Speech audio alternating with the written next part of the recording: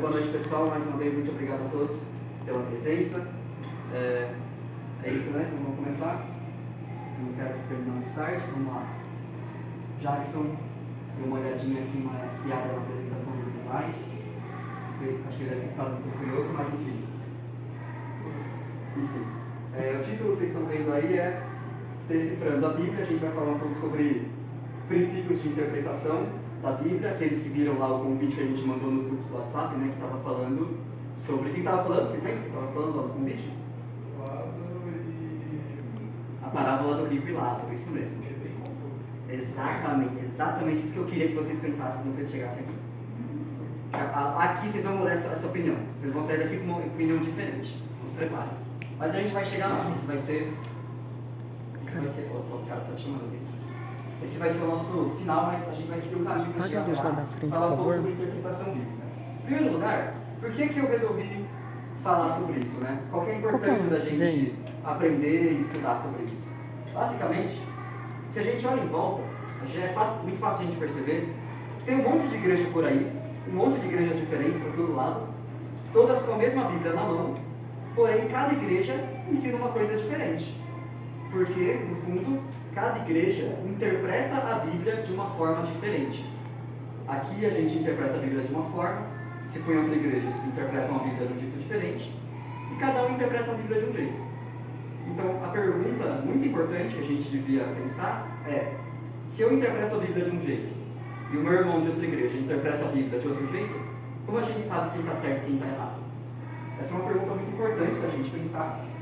E, na verdade, antes de responder essa pergunta, uma coisa que eu acho que é muito importante que a gente tem que lembrar, a gente deve saber separar o que a Bíblia diz da interpretação que a gente faz em cima disso. Eu acho que isso é muito importante, a gente saber separar o que está na Bíblia, o que a Bíblia diz e o que é a nossa interpretação. E eu falo isso também porque a maioria das pessoas que eu vejo lá fora não segue isso. Eu vejo muita gente por aí, principalmente na internet, falando um monte de coisa, a Bíblia diz isso, a Bíblia diz aquilo. E quando a pessoa começa a falar assim, não, a Bíblia diz que o anticristo... Aí eu já me preparo para ouvir uma barbaridade, porque 90% das vezes a pessoa fala uma coisa que não está na Bíblia. E no melhor dos casos é uma interpretação que a pessoa fez. E no pior dos casos a pessoa tirou aquilo não sei de onde. Eu não sei de onde as pessoas tiram umas coisas que a gente vê por aí. Porque, enfim, provavelmente não estão estudando direito a Bíblia. Então a gente tem que saber focar na Bíblia e saber separar o que a Bíblia diz e o que é a nossa interpretação. Agora, avançando, quando a gente vai interpretar a Bíblia, ou até quando a gente vai interpretar qualquer texto, na verdade, qualquer texto que a gente vai interpretar, a gente tenta responder essa pergunta: o que o autor quis dizer quando ele escreveu esse texto?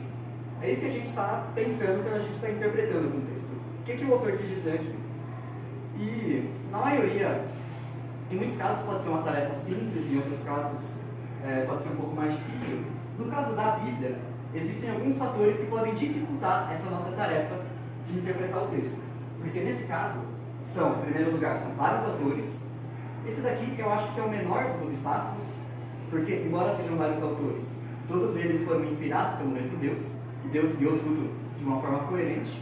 Porém, esses vários autores que escreveram a Bíblia, eles viveram numa época diferente da nossa, num lugar diferente do nosso, numa cultura totalmente diferente da nossa, e eles falavam um idioma diferente do nosso.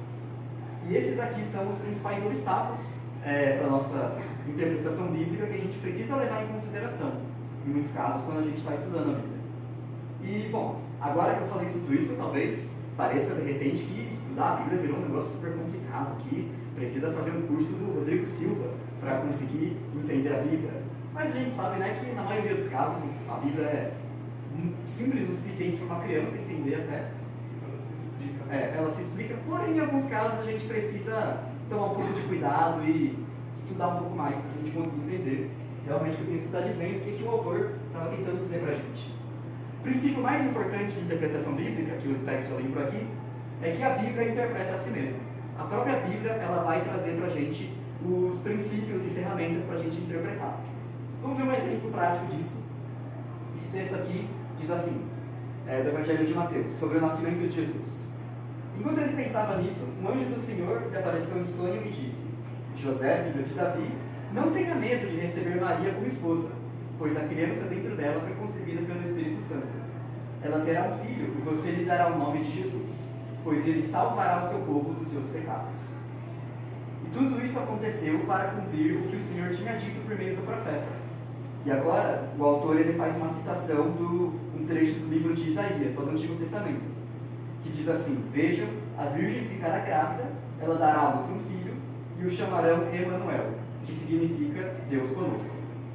Então, nesse texto, quando Mateus está falando do nascimento de Jesus, ele diz que o nascimento de Jesus foi o cumprimento de uma profecia, lá do Antigo Testamento, de Isaías. Então, a interpretação, nesse caso, a interpretação daquela profecia de Isaías, foi dada para a gente. A Bíblia deu para a gente, de bandeja, qual é o significado do texto, da profecia. Aquela profecia se refere ao nascimento de Jesus. Pronto, acabou. Muito simples. Esse é o caso que eu chamo de interpretação bíblica nível fácil. Porém, nem todos os textos da Bíblia são tão simples ou tão óbvios de se interpretar. Se fossem, talvez a gente não precisaria estar aqui hoje. Mas, vamos avançando aqui. Quando a gente encontra alguns textos que não têm um significado tão imediato, tão claro, a gente deve usar alguns princípios saudáveis de interpretação bíblica, que são buscar o máximo de textos sobre um determinado assunto na Bíblia e analisar o contexto. Aqui eu não estou falando nada muito revolucionário, nada muito inovador, mas é importante a gente buscar outros textos da Bíblia para a gente ter uma visão completa do assunto e analisar o contexto para a gente entender direito o que está acontecendo. E em alguns casos isso é muito importante, faz muita diferença para a gente conseguir entender corretamente o que o texto está dizendo. Um exemplo bem simples disso é esse texto aqui, de Romanos, que diz assim: um crê que pode comer de tudo, já outro, cuja fé é fraca, come apenas alimentos vegetais. Esse é um texto que, se eu lesse esse texto sem pesquisar outros textos da Bíblia e sem analisar o contexto, eu poderia chegar a umas conclusões bem estranhas, né? Poderia chegar a uma conclusão que quem é vegetariano é fraco na fé. Eu já seria fraco na fé por essa interpretação aí. Mas o que estava acontecendo? Do que o autor está falando aqui? Quando a gente pesquisa um pouco no contexto, a gente entende que o que estava acontecendo era o seguinte. Vou tentar resumir aqui. Naquela época, lá na igreja de Roma, algumas pessoas estavam parando de comer carne, mas não por causa de algum princípio de saúde ou alguma coisa assim, mas simplesmente pelo medo de que a carne que a pessoa comprasse no mercado tivesse sido oferecida para algum dos ídolos pagãos da cidade. Porque naquela época, quando os animais eram sacrificados nos templos pagãos, a carne que sobrava ia parar no mercado e era vendida lá, junto com as outras carnes no mercado. E as pessoas tinham uma superstição naquela época, de que se você comesse a carne de um animal que foi sacrificado para um ídolo, aquele ídolo poderia ter algum poder na sua vida, alguma influência na sua vida, de alguma forma. E lá ali, algumas pessoas convertidas ao cristianismo estavam parando de comer carne pelo medo de que aquela carne tivesse sido sacrificada para algum ídolo. Esses são os que Paulo chama de fracos na fé, nesse texto. Oi? Então aí é os dois extremos. Um crê que pode comer de tudo, independente de onde vem, e o outro está falando que fica bem prevenido, então só evita de comer certas coisas. Então, o ponto aqui que eu queria mais frisar aqui, é que quando a gente percebe, quando a gente analisa todo esse contexto, a gente percebe que o texto não tem nada a ver com a questão de comer carne em si. A ideia aqui é sobre alimentos sacrificados aos ídolos. Essa é a ideia que está por trás do texto. Então é importante a gente ter essa noção para a gente não chegar em conclusões que não tem nada a ver com o que o autor estava pensando quando escreveu. Importante a gente saber o que o autor estava falando. Isaac, eu lembro que uma vez, quando eu estava dando estudo, uma menina me questionou sobre tatuagem. Aí eu estava dando um estudo junto com outra pessoa e tal, aí a outra pessoa falou que tatuagem não pode, segundo um texto de Levíticos. Para não fazer marcações no corpo, né? Isso. Aí tem algumas traduções que ainda falam de fato tatuagem, né? Aí eu olhei e falei, tá, ok, mas isso ainda não me convenceu. Aí quando eu fui estudar a fundo, porque assim, tatuagem pra mim eu nunca fui atrás, busquei porque eu não me importava, porque eu não vou fazer tatuagem no meu corpo, então não preciso saber disso. Mas tem pessoas que querem saber e tudo mais. Aí fui atrás, entendi e tal. Quando na verdade o texto é de fato para você não fazer marca. Se você pega o texto completo, só de você ler ele completo, você entende que era para não fazer marcas para tal Deus. Então tem os ídolos, os outros deuses. Então você olha e fala, poxa, então eu não posso fazer uma marca no meu corpo para aquele Deus, que era o contexto daquele verso. Então a pessoa leu, interpretou de uma forma, descontextualizada, da forma que ela queria, e jogou esse ponto. Porque se você for ler todo o contexto ali, ele está falando para você também não rapar a barba e fazer mais um monte de outras coisas que estão relacionadas à higiene. Então tá bom, eu não vou fazer tatuagem, mas eu também não posso mais tirar a barba, eu não posso mais me limpar de outras formas e tal, entendeu? Então não era aquele texto não pode ser usado só para dizer que você não pode fazer tatuagem, entendeu? Que é mais ou menos o texto anterior que as pessoas usam. Então não pode mais comer carne por causa desse texto. Não é bem assim. Entenda o contexto. A mesma coisa, o contexto daquele verso de tatuagem. Por que não faço tatuagem? Eu iria mais pro lado de Paulo, onde Paulo fala que você não tem que chamar atenção para você, para o seu corpo. Então não é para você ficar colocando bijuterias e N coisas. A mesma coisa, para que você vai fazer uma tatuagem? Para chamar atenção pro seu corpo, porque ele falou que não é para fazer. É para você chamar atenção pelo que tem dentro de você, a sua forma de tratar as pessoas, o amor que você tem pelas pessoas. É assim que você deve fazer, entendeu? Coríntios também, né? Eu acho que é isso mesmo. Coríntios, Paulo. Faz qualquer coisa que seja para a glória de Deus. Para a glória de Deus, fazer tudo para a glória de Deus. É isso. É verdade, é muito importante considerar o contexto, né, de cada passagem. A gravação está indo certinho, né? Beleza. Então, em outros casos, uma outra coisa importante, em muitos casos que a gente vai estudar alguns textos, às vezes é importante a gente conhecer um pouco do contexto histórico, do que estava acontecendo lá na época e quem que era o público-alvo daquele texto, para quem aquele texto foi escrito. Em alguns casos isso é importante. É por que eu vou ter essa imagem aí, eu vou explicar. Vou dar um exemplo aqui, para ficar bem simples de entender. A Bíblia fala sobre Paulo, que ele leu Paulo, viu? A Bíblia fala que Paulo ele fez várias viagens missionárias, que ele viajava por aí, pregando o Evangelho e abrindo igrejas. Então imaginem agora que Paulo fez uma nova viagem missionária. Paulo veio aqui para o Brasil. Foi fazer uma nova viagem missionária aqui no Brasil. E aí Paulo foi primeiro lá no Nordeste, e ele abriu uma igreja lá em Pernambuco primeiro. E depois disso, vamos ver onde eu vou chegar. Depois Paulo foi para o outro lado do Brasil e fundou uma igreja lá no Rio Grande do Sul. Antes da chuva. Antes da chuva, fora da época de chuva. Sim. Eu fiz esse slide antes da chuva. Aí imaginem que Paulo, mais tarde, ele escreve a sua epístola aos pernambucanos, e ele escreve lá assim: irmãos, lembrem de ligar o ar-condicionado durante o culto. E depois, quando ele escreve a epístola aos gaúchos, ele diz assim: irmãos, vocês não precisam ligar o ar-condicionado durante o culto. Se a gente visse isso hoje, ninguém ia achar estranho, ninguém ia cair da cadeira. Mas se essas duas cartas de Paulo entrassem na Bíblia hoje, daqui 2000 anos ia ter gente falando que tem uma contradição na Bíblia. Porque num lugar ele falou para ligar o ar-condicionado, no outro lugar ele falou para não ligar.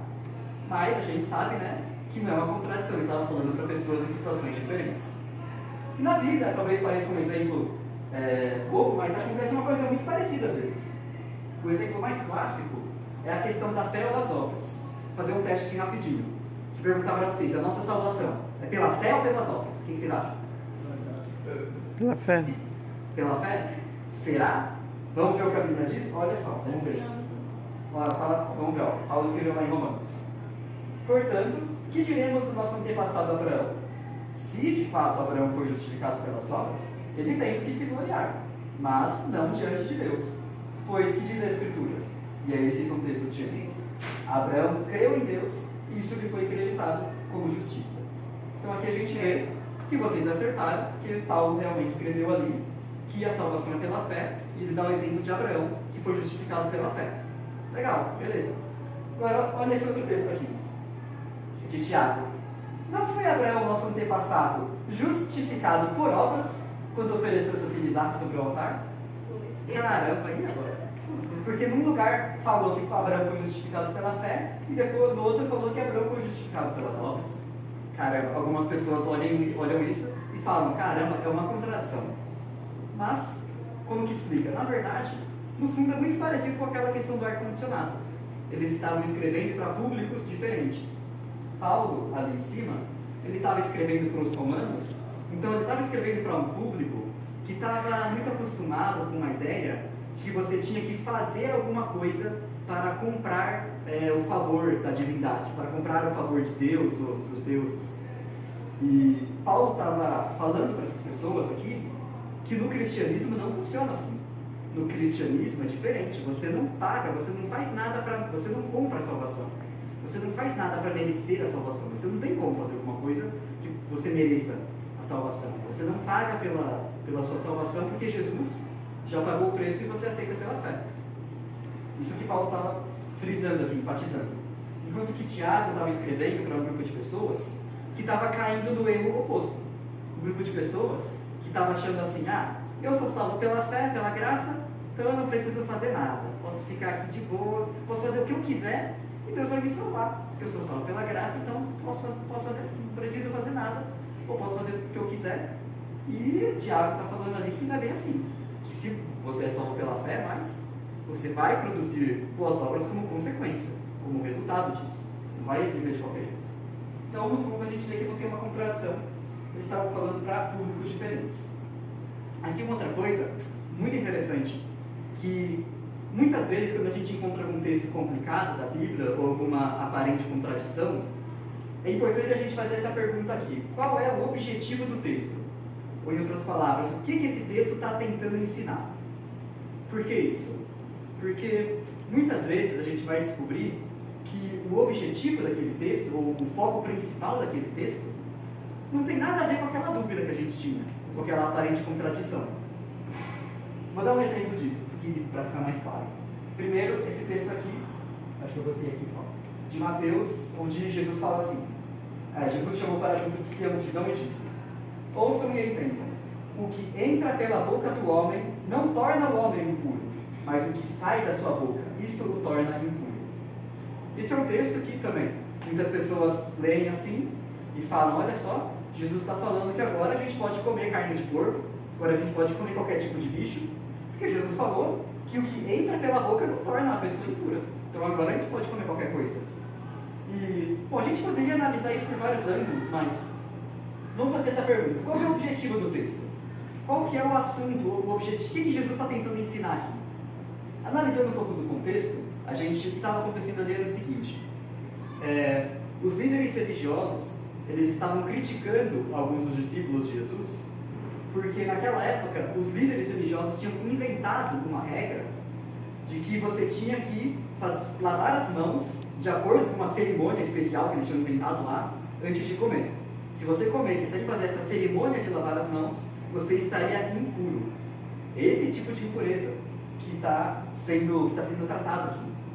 E aí, Jesus, em resposta, Jesus critica a hipocrisia daquelas pessoas por causa do seguinte: imagina assim, o sujeito acorda de manhã, levanta da cama, aí de cara, ele briga com a esposa, grita com os filhos, sai de casa, xinga todo mundo no trânsito, vai para o trabalho, cara, mente no trabalho, faz fofoca, só fala porcaria o dia inteiro, só fala asneira. Aí depois de tudo isso, esse cidadão chega em casa, senta para comer e fala assim: opa, peraí, eu não posso comer ainda não, tenho que lavar a mão antes, porque senão Deus não deixa, senão Deus não gosta. Se eu comer sem lavar a mão, eu vou ficar impuro. Aí Jesus está olhando para esse cidadão e está falando assim: ô seu sem vergonha, o tanto de asneira que sai da sua boca já te deixou impuro faz tempo, você não percebeu. É disso que Jesus está falando aqui. Então a ideia é que quando a gente entende esse contexto, a gente percebe que ninguém ali estava nem falando sobre a questão de qual animal a gente pode comer ou não. Ninguém ali estava nem pensando nisso, provavelmente. Esse não é o objetivo desse texto, no caso. Não é o foco dele. Então, seria perigoso e errado a gente tirar uma conclusão desse texto sobre algo que não é o objetivo dele, não é o assunto principal. A gente estaria descontextualizando. Agora, esse outro texto aqui, bem interessante. Jesus falou: Se a sua mão te leva a pecar, corte-a fora. É melhor entrar na vida eterna com apenas uma das mãos do que ser lançado no fogo inextinguível do inferno com as duas mãos. Olha só. Esse é um texto aí que muita gente fala de Isaac. Jesus está falando que a pessoa vai ser lançada no fogo inextinguível do inferno. A gente vai falar um pouco mais sobre o inferno daqui a pouquinho. Mas, de cara, vamos tentar entender qual que é o objetivo desse texto aqui. O que Jesus está tentando ensinar aqui? Será que aqui Jesus está fazendo uma aula sobre escatologia, sobre como vai ser o fim dos tempos e o juízo final? Será que é isso que Jesus está tentando ensinar aqui? Quando a gente analisa o texto, a gente vê que não. Jesus está tentando ensinar aqui uma lição sobre luta contra o pecado, sobre santificação. Esse é o assunto do texto, o objetivo dele. Então a ideia é que é perigoso a gente tentar extrair doutrinas sobre juízo final e escatologia a partir de um texto que está falando sobre santificação, que é outra coisa diferente. E inclusive, para provar que isso não é só uma desculpa esfarrapada, alguma coisa assim, é muito simples. Seguinte, se a gente fosse interpretar literalmente esse texto, quando ele diz que vai ter gente lá no fogo inextinguível do inferno, eu teria que interpretar literalmente o resto do versículo também. E eu teria que concluir, primeiro, que Jesus está falando que a gente deve literalmente cortar fora partes do nosso corpo para evitar o pecado. E eu teria que concluir também que vai ter gente no céu sem mão, baseado nesse texto. Porque Jesus disse que é melhor entrar no céu sem uma mão do que ser lançado no fogo inextinguível do inferno com as duas. Então, se eu não acho que vai ter gente no céu sem mão, por que eu vou concluir que vai ter gente no fogo inextinguível do inferno a partir desse texto? Não faz sentido. É contraditório. Então a gente tem que ver qual que é o objetivo, o que o texto está tentando ensinar. Agora, outra coisa muito importante são exageros e figuras de linguagem. Exageros e figuras de linguagem são coisas que todos nós usamos, todos nós falamos e ouvimos o tempo todo. E a gente está tão acostumado que na maioria das vezes a gente nem percebe. Frases como essas daqui, por exemplo. Estou morto de fome. Já te falei 1 milhão de vezes. Eu morri de rir. Ah, se você fizer isso, eu te mato. Ou todo mundo foi lá em casa ontem. Todas essas frases aqui são coisas que a gente diz e ouve por aí com muita naturalidade e ninguém estranha. Porque a gente sabe que não é literal, né? A gente sabe que não é literalmente isso daqui. Porém, se a gente estivesse escrevendo a Bíblia hoje e a gente colocasse essas frases aqui, daqui 2000 anos as pessoas iam estar confusas, iam estar quebrando a cabeça, fazendo debates teológicos para tentar entender como que o mundo todo coube dentro de uma casa. Ou como que uma pessoa morreu de rir e sobreviveu para contar a história. E Como é possível? Como é que a pessoa morreu de fome, mas ainda está falando, está contando? Ou seja, são coisas que para nós é totalmente normal. A gente sabe o que a pessoa quis dizer, mas em outro contexto, em outro lugar, em outra época, as pessoas achariam um absurdo. E muitas vezes a gente não percebe que na época da Bíblia eles também tinham figuras de linguagem lá na época, um pouco diferentes das nossas, mas eles tinham também. No caso, era muito comum o uso de linguagem exagerada naquela época. E eu vou mostrar um exemplo disso. Por exemplo, ó, aí, Jesus nesse texto fala assim: então ele dirá aos que estiverem à sua esquerda: malditos, apartem-se de mim para o fogo eterno, preparado para o diabo e os seus anjos. Está no Evangelho de Mateus.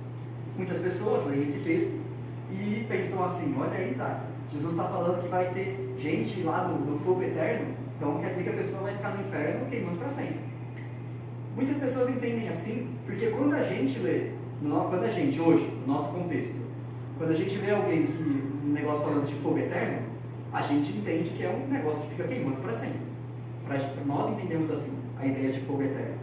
Mas a gente tem que perguntar: será que o autor bíblico entendia dessa forma? Será que é assim que o autor bíblico entendia esse texto? E a gente não precisa fazer muita especulação, porque olha só esse outro texto aqui, da carta de Judas, que diz assim: de modo semelhante a esses, Sodoma e Gomorra e as cidades ao redor se entregaram à imoralidade e a relações sexuais antinaturais. Estando sob o castigo do fogo eterno, elas servem de exemplo. Ou seja, aqui o autor diz que as cidades de Sodoma e Gomorra estão sob o castigo do fogo eterno. Mas a gente sabe que Sodoma e Gomorra foram destruídas pelo fogo lá no Antigo Testamento, mas elas não estão queimando até hoje. Elas foram destruídas lá. E por que ele fala que elas estão no castigo do fogo eterno? O que isso quer dizer? Para o autor bíblico, o fogo é eterno porque as cidades foram eternamente destruídas pelo fogo. Isso que quer dizer um fogo eterno para o autor bíblico. Aquelas cidades foram eternamente destruídas pelo fogo do juízo divino. Então, a gente poderia entender da mesma forma que Jesus fala sobre o fogo eterno. Pois é bem parecido com aquelas histórias de filme, tipo assim, viveram felizes para sempre. Tipo esse tipo de coisa mesmo, verdade. Eles tomaram o final do nosso filme. Exatamente. Olha só, esse outro texto aqui que Jesus fala assim: não tenham medo dos que matam o corpo, mas não podem matar a alma. Antes tenham medo daquele que pode destruir tanto a alma como o corpo no inferno. Aí, várias pessoas leem esse texto e dizem assim: olha aí, Isaac, Jesus falou do inferno, que as pessoas que não se arrepender vai para o inferno. Mas, vamos ver. Vamos prestar atenção no que Jesus está falando aqui. É interessante que Jesus ele fala do inferno aqui como o lugar onde o corpo e a alma dos perdidos são destruídos. Percebe? Tenha medo daquele que pode destruir a alma e o corpo do inferno. Então Jesus falou aqui desse inferno como lugar onde os perdidos ou condenados são destruídos. Mas agora... Eu fico assim, na Bíblia diz isso aí. É mesmo? Alma e corpo, se nós... Então. Aí, ótima pergunta. Aí a gente tem que perguntar, qual que é o objetivo desse texto? Do que Jesus está falando aqui? Será que Jesus está tentando dar uma aula sobre como é a natureza humana aqui? Não é disso que ele está falando. Então, a questão é que muitas vezes Deus é muito didático. Muitas vezes Deus se apoia em ideias que são conhecidas pelo seu público para ensinar verdades válidas, mesmo que aquelas ideias que ele usou não sejam totalmente válidas em si. Deus muitas vezes ele usa coisas que são conhecidas pelo público para ensinar verdades, mesmo que aquelas ideias que ele usou não sejam totalmente corretas. Então, isso é um ótimo exemplo disso. Para alcançar, né? Para ensinar um objetivo final que é válido, que é correto. Legal? Eu acho que era naquela época eles tinham muito dos gregos, muito do estudo dos gregos, né? Exatamente. Então você vai falar, não vou falar não. Não, mas foi na direção certa. Foi na direção certa. Vamos falar um pouco agora, de uma forma um pouco mais completa, sobre a palavra inferno. Eu botei do roda-roda de Equitia, a coleta aí. Mas é o seguinte, quando a gente vê uma palavra como inferno na Bíblia, a gente tem que perguntar, primeiro, qual é a palavra que estava escrita no original? E segundo, como o autor bíblico entendia essa palavra. E a gente vai descobrir umas coisas muito interessantes, que é o seguinte, no Antigo Testamento tem duas palavras no hebraico que podem aparecer traduzidas como inferno, dependendo bastante de qual tradução você está olhando. Que são aquelas duas palavras ali, Sheol e Abaddon. Tem traduções, tem versões da Bíblia que traduzem as duas palavras como inferno, tem versões que traduzem só Abaddon como inferno, e tem versões que não traduzem nenhuma das duas como inferno, e nessas versões da Bíblia a palavra inferno não aparece em todo o Antigo Testamento, que eu acredito que é a tradução mais correta, considerando todo o contexto. Mas, para falar rapidamente, o que significava essas duas palavras? Sheol é traduzido muitas vezes como sepultura. Muitos chamam de o mundo dos mortos, no pensamento hebraico. O Sheol ele é descrito, no livro de Eclesiastes principalmente, como um lugar para onde todos os mortos vão, e um lugar de silêncio, inconsciência, inatividade, como um sono, como se a pessoa estivesse dormindo de forma inconsciente. É o limbo, né? Não é o limbo, não. E muitas traduções traduzem como sepultura também. Sepultura era chamado de Sheol. Mas, enfim, a questão é que a ideia de Sheol na Bíblia é muito diferente do que a maioria das pessoas imagina hoje quando ouve a palavra inferno. A Bíblia fala sobre o Sheol é um lugar de inconsciência, basicamente, sepultura. A outra palavra, Abaddon, ela aparece muitas vezes junto com Sheol. Abaddon significa destruição ou aniquilação, simplesmente. Também é bem diferente do que as pessoas imaginam de inferno. E daí veio Armagedon? Acho que não. Acho que Armagedon é do... Eu não tenho certeza se Armagedon é do grego. Teria que pesquisar para ter certeza. Mas enfim. Quando a gente vai para o Novo Testamento, acontece uma coisa muito interessante que o Jackson comentou um pouco ali, que basicamente, entre o Antigo e o Novo Testamento, o povo judeu começou a sofrer uma influência muito forte da cultura e da filosofia grega. E essa influência dos gregos trouxe principalmente duas ideias novas que não existiam antes no pensamento judaico, que foram os conceitos de alma e de inferno, na forma como a maioria das pessoas imagina hoje. Essas duas ideias, elas vieram da cultura grega, passaram a influenciar ali o contexto em torno da Bíblia, e embora a Bíblia não defenda essas ideias em nenhum momento, o Novo Testamento principalmente dialoga com essas ideias, porque elas fazem parte do contexto cultural em que o Novo Testamento foi escrito. Então a Bíblia dialoga com essas ideias, embora não defenda. Aliás, agora comentar. No Novo Testamento tem 3 palavras no grego que podem aparecer traduzidas como inferno, também depende de qual tradução você está olhando, que são Hades, Geena e Tártaro. Para falar um pouco sobre Tártaro primeiro, talvez seja mais simples, porque ela aparece só uma vez na Bíblia inteira, que é na primeira carta de Pedro, se não me engano, onde ele diz que Deus não poupou nem mesmo os anjos maus, mas prendeu ou lançou eles no Tártaro. Muitas traduções traduzem como inferno, outras traduções traduzem como abismo. Talvez poderia ser entendido até como planeta Terra, o lugar onde os anjos maus ficaram presos. Mas a questão é que não dá pra gente falar muita coisa com certeza sobre o significado dessa palavra, porque ela só aparece uma vez na Bíblia, então não tem muita coisa para discutir. Outra palavra, Hades, aparece muito mais vezes. Algumas traduções traduzem como inferno, outras deixam a palavra Hades, em muitas Bíblias você encontra a palavra Hades. E o significado dessa palavra, basicamente ela pode aparecer com 2 significados diferentes, dependendo do contexto. Em alguns casos, ela aparece como uma tradução grega do hebraico Sheol, também trazendo toda aquela ideia de sepultura, de um lugar de inconsciência, de ausência de pensamento e etc. O Hades ele aparece às vezes como uma tradução grega do Sheol. E em outros casos, o Hades aparece fazendo uma referência ao conceito da filosofia grega, que era o Hades como um lugar onde as almas dos mortos iam lá de forma consciente, né? E algumas vezes a Bíblia faz referência a esse conceito de Hades. E por último, a outra palavra ali, Geena.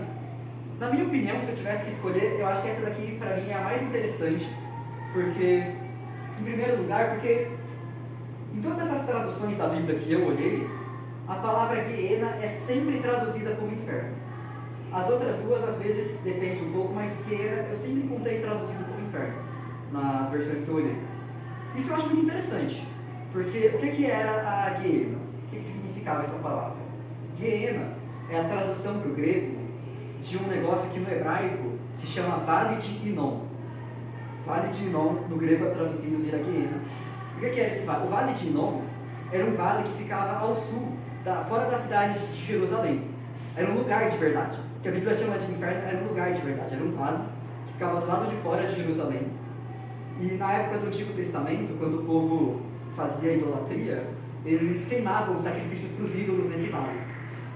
Em alguns casos, até sacrifícios humanos que eles faziam para os ídolos, eles queimavam nesse vale, que era conhecido como Geena. Mais tarde, tem uma coisa que é um pouco controversa, alguns acreditam que mais tarde eles passaram a usar esse vale para queimar o lixo da cidade de Jerusalém ali. Mas isso é um pouco discutido, não tenho muita certeza. De qualquer forma, a Geena era um lugar de verdade, do lado de fora de Jerusalém. E algumas vezes foi descrito ali como um fogo que nunca se apaga, porque sempre estavam queimando ali alguma coisa. E, enfim, inclusive, nesse texto aqui, que a gente viu, quando Jesus fala, tenham medo daquele que pode destruir tanto a alma como o corpo no inferno, a palavra que foi traduzida como inferno aí, no original, é Geena. Jesus fala para Geena como um lugar onde o corpo e a alma dos ímpios são destruídos totalmente. Então é importante a gente entender todo esse contexto. E agora, deixa eu ver. Bom, acho que eu não deixei passar nada que eu ia falar até aqui. Então agora a gente vai para o prato principal, a parábola do rico e Lázaro, um dos textos mais polêmicos da Bíblia, eu diria. Eu já encontrei debates no YouTube só sobre essa história aqui. Mas primeiro vamos ler. O texto diz assim: Jesus contou essa história. Ora, havia um homem rico que se vestia de púrpura e de linho finíssimo e vivia todos os dias regalado e esplendidamente. Havia também um certo mendigo chamado Lázaro, que jazia cheio de chagas à porta daquele, e desejava alimentar-se com as migalhas que caíam na mesa do rico, e os próprios cães vinham lamber-lhe as chagas. E aconteceu que o mendigo morreu, e foi levado pelos anjos para o seio de Abraão. E morreu também o rico, e foi sepultado. E no Hades ergueu os olhos, estando em tormentos, e viu ao longe Abraão e Lázaro no seu seio.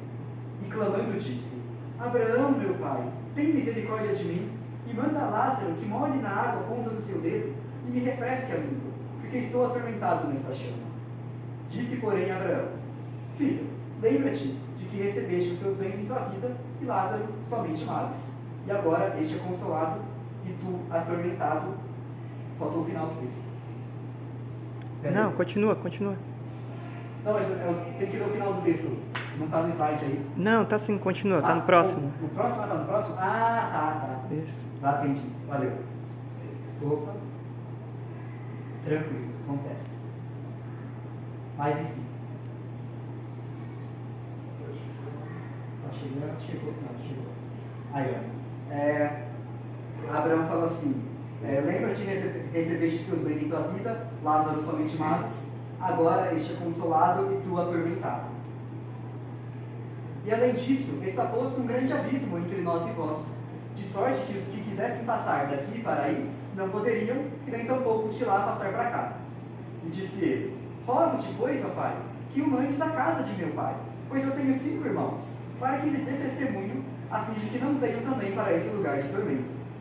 Disse-lhe Abraão: Eles têm Moisés e os profetas, que ouçam-nos. E disse ele: Não, Abraão, meu pai, mas se algum dos mortos fosse ter com eles, se arrependeria.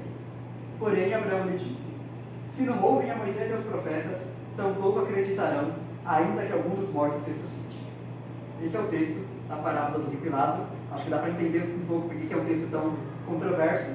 Porque, caramba, Isaac, depois de tudo que eu falei aqui para vocês, aí chega Jesus e conta essa história que tinha dois cidadãos, os dois morreram, aí um foi para o céu, outro foi para o inferno, e eles, um está no céu, outro está no inferno, eles conversam um com o outro, e aí eu acho que é um texto pelo menos aparentemente esquisito, né? A primeira vista é um texto aparentemente esquisito, e a gente pensa: caramba, mas o que quer dizer esse negócio? Bom, vou contar para vocês.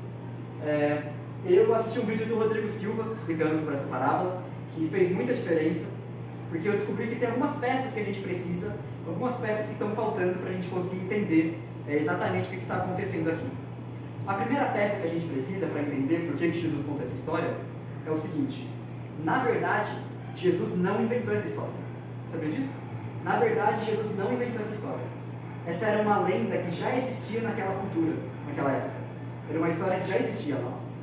Esse era um mito que surgiu no Egito, alguns séculos antes da época de Jesus. E do Egito ele foi trazido lá para a região do Oriente Médio e aparece em algumas versões, ligeiramente diferentes por ali, mas em todas as versões a essência da história é sempre a mesma. É sempre uma história de dois homens, um rico e um pobre, os dois morrem, o rico vai para um lugar de sofrimento, enquanto o pobre vai para um paraíso. Inclusive, um detalhe interessante, na versão original egípcia, o paraíso é chamado de o seio de Osíris. Na adaptação hebraica que fizeram, o seio de Osíris virou o seio de Abraão. É por isso que nesse texto o paraíso é chamado de o seio de Abraão. Em nenhum outro lugar da Bíblia o paraíso é chamado assim. Mas é a adaptação que foi feita do seio de Osíris do mito egípcio. E aí tudo começa a se encaixar. Mas é o que acontece? É sempre uma história de dois homens, né? O rico e o pobre, aí eles morrem, um vai para o inferno, outro vai para o paraíso. Só que aí tem a outra peça que é fundamental para a gente entender por que Jesus contou essa história. Que é o seguinte: na verdade, essa era uma história conhecida, mas na verdade, Jesus mudou o final da história. Jesus inverteu o final da história. E aí, agora você deve estar pensando: nossa, como que era o final da história original, né?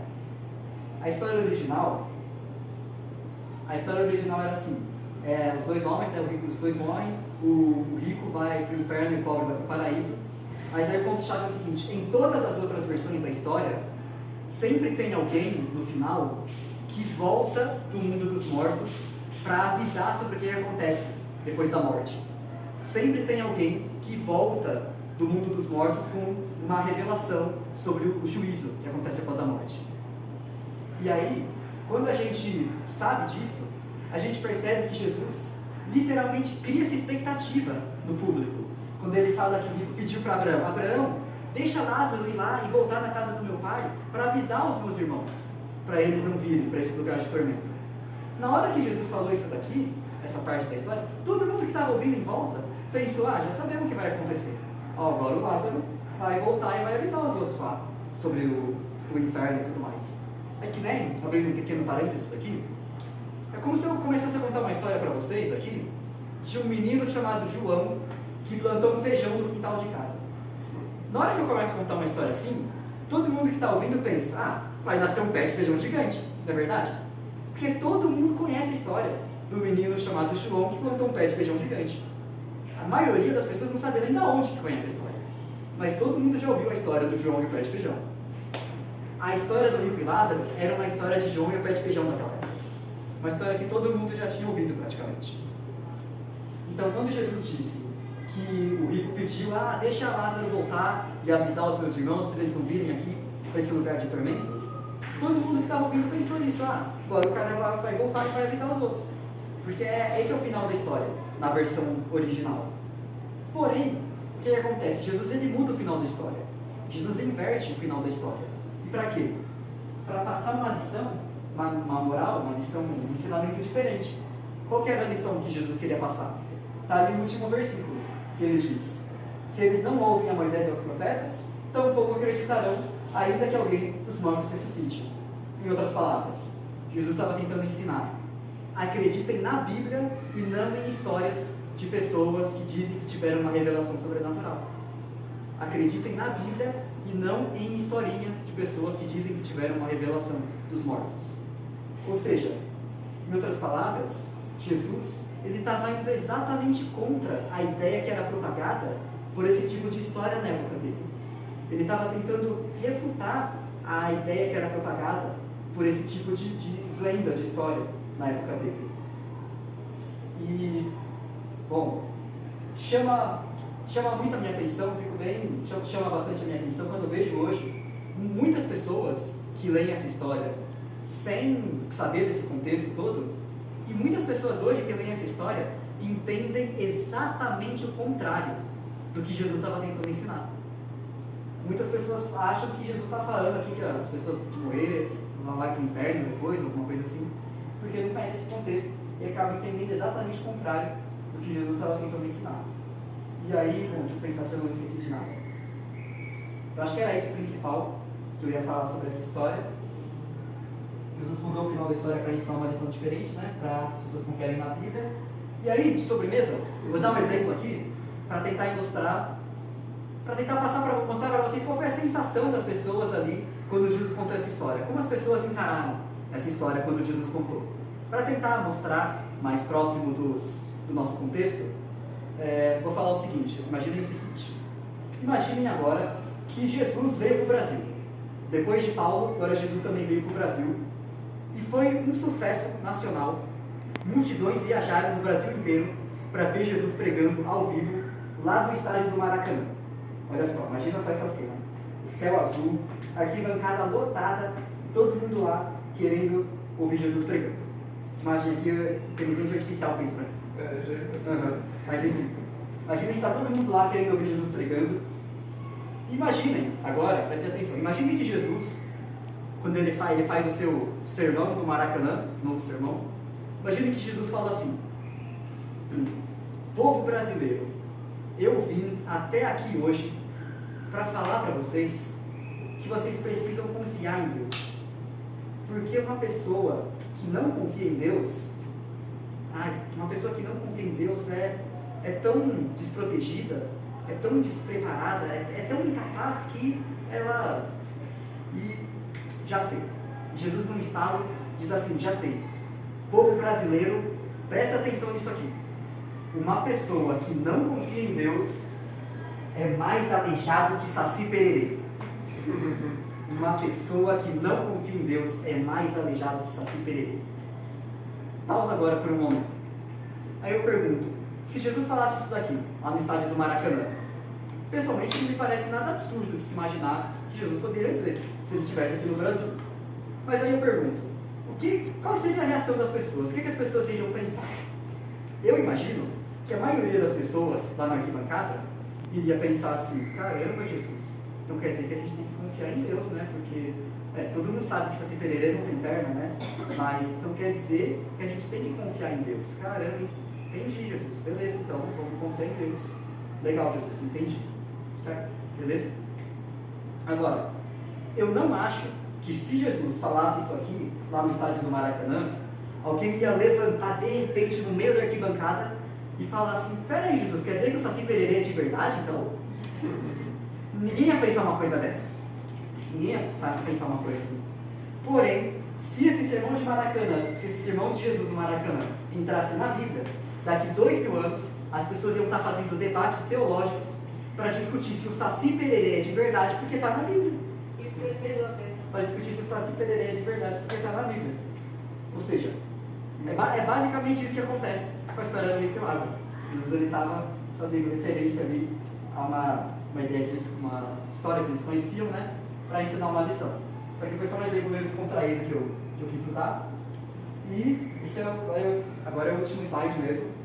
A lição de moral para a gente guardar para a vida. Tua palavra, lâmpada para os meus pés e luz para o meu caminho. E a gente sempre lembra de estudar a Bíblia e de obedecer, né, aquilo que Deus tem, aquilo que Deus fala para a gente. Amém? Amém. Amém. É isso então.